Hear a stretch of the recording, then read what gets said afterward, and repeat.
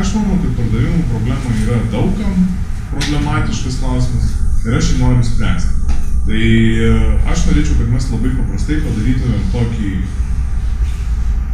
laidelę apie pardavimus. Tai aš norėčiau, kad mes susigalvotume mūsų pastavimų salę. Man atrodo, kad mes galim įsigalvoti salę ir pradėti pasidėlioti. Kaip jums tą salę gerai?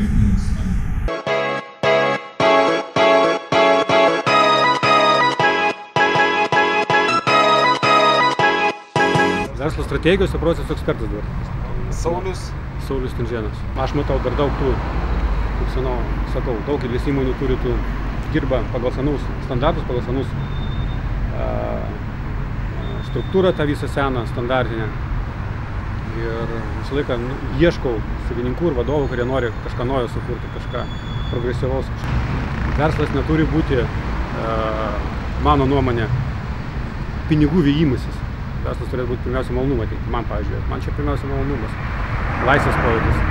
Daryti metu kažkokį biznį ir tau tipo nėjo pardavimai ir tu ieškojai kaip padaryti pardavimus. Nu kaip, ten su žmona darėm biznį, žmona ten savo, aš tada pradėjau vaikščioti į kai kurias įmonės ir bandyti konsultuoti, įsidarbinau specialiai, pažiūrėti, kaip vyksta tas pardavimų procesas.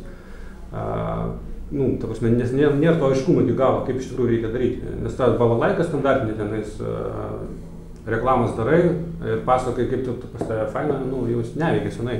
Man labai įdomu dabar vėl toksai šiuo metu atsigavimas, kad galų gale supratau, kaip viskas tas pardavimuose veikia, tie procesai, B2B sfera, B2C sfera, skirtumai, kokias klaidas pradėjau labai gerai matyti. Su tais partneriais, masė partnerių bendrauja, kaip pastoja versle. Ir matai, kad ypač didėjai verslai kokias klaidas daro, taip norisi padėti, bet jie, aišku, kuo didesnis, tuo jis labiau tiki savim, kad labai gerai daro. Mano šitą iniciatyvą, ir kodėl mes čia susirinkom ir kodėl kalbam apie pardavimus, tai esmė tame, kad kaip aš įsivaizduoju, kad sprendimas sėdi kažkur tai galvoj. Galvoj galbūt pas mane, galbūt galvoj pas jį, gal pas tave galvoj, bet jeigu jisai sėdi galvoj ir jeigu mes jo neiškalbėjom, tai jisai toj galvoj ir liks sėdėti. Bet vakar savo video teisingai pasakėjai, kad paklaus klientą. Čia iš tikrųjų, nesakyčiau, kad gera technologija, bet B2B siauroj sferai pakankamai neblogas dalykas paklausti savo klientą, bet reikia žinoti, ką klausti, kaip klausti. Labai sunku. Ir kada klausti, masė tokių dar plonybė atsiranda. Ir, iš kitos pusės net nelabai reikia klausti. Aš tai žinau, kad klientai, kai tu jų klientų klausi, ką jie daro, jie dažniausiai nori, kaip jiem geriau būtų, bet jie ne visada už tai, kad papasakoja, ką jiem geriau būtų pasiruošę mokėti.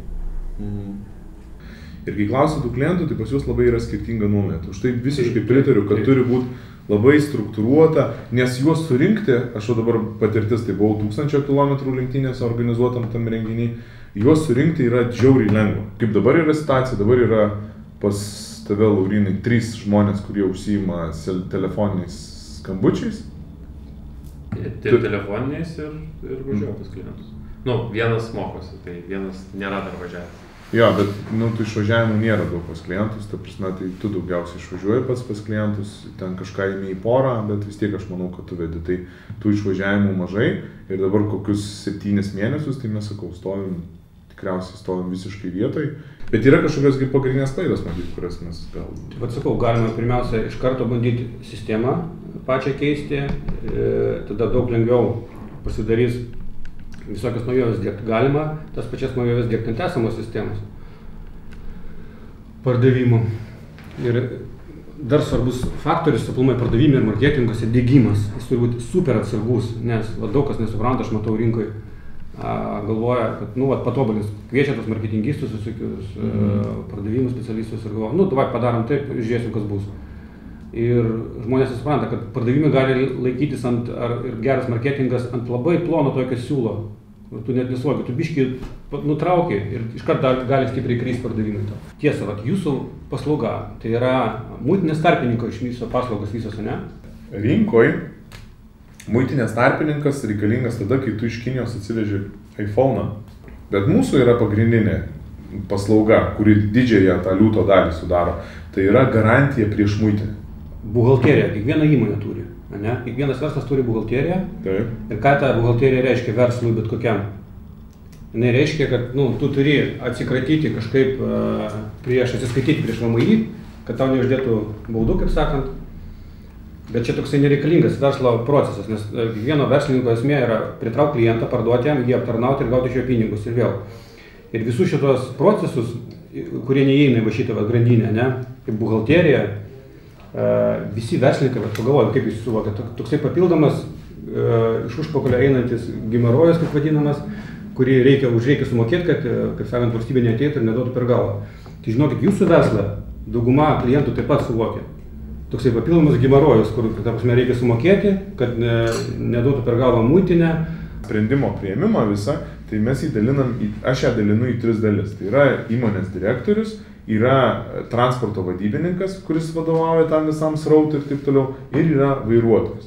Ir skirtingose įmonėse skirtingai priima sprendimus, tačiau aišku, kad pas direktorių tai reikia eiti su kainos pasiūlymu, nes jam svarbu tik tai kaina, kaštai, taupimas ir taip toliau. Pas vadybininką tik tai reikia eiti su sprendimu, kad jam bus paprasta, jam neskaudės galvos, jisai galės ramiai miegoti ir jam čia viskas bus už jį padaryta.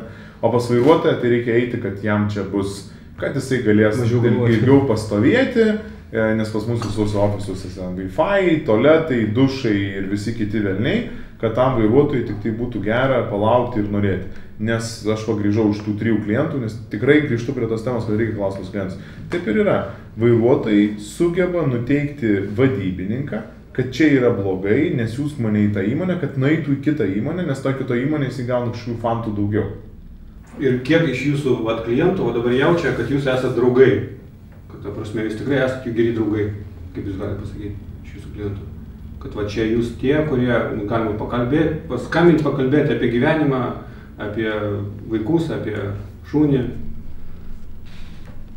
Tai gali atsakyti tą klausimą? Iš 2000 tai bus sunku pasakyti.